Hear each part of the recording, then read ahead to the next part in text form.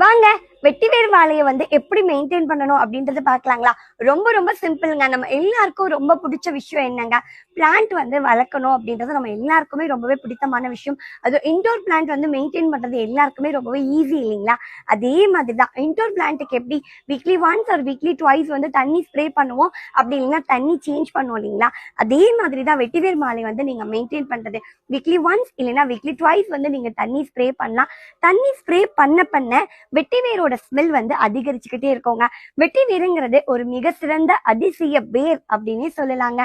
தன்னைத்தானே ரெஃப்ரெஷ் பண்ணிக்க கூடிய ஒரு மிகப்பெரிய ஆற்றலும் சரி, ஒரு மிகப்பெரிய சக்தி வாய்ந்த ஒரு வேர் எது அப்படின்னு பாத்துக்கிட்டீங்கன்னா அது நம்மளோட வெட்டிவேர் மட்டும் தாங்க.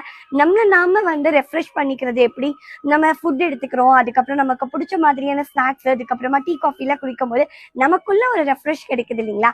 அதே மாதிரிதான் வெட்டிவேர் நம்ம தண்ணி ஸ்ப்ரே பண்ண அந்த வெட்டிவேரோடைய ஸ்மெல் வந்துகிட்டே இருக்குங்க. தன்னைத்தானே ரெஃப்ரெஷ் பண்ணிக்கிற ஒரு மிகப்பெரிய சக்தி வாய்ந்த ஒரு வேர் எது அப்படின்னு பாத்துக்கிட்டீங்கன்னா அது நம்ம வெட்டிவேர் மட்டும் தாங்க. வீக்லி ஒன்ஸ் ஆர் ட்வைஸ் மட்டும் தண்ணி ஸ்ப்ரே பண்ணுங்க. இதுதான் வெட்டிவேர் மாலையை மெயின்டைன் பண்றதுக்கான சீக்ரெட்.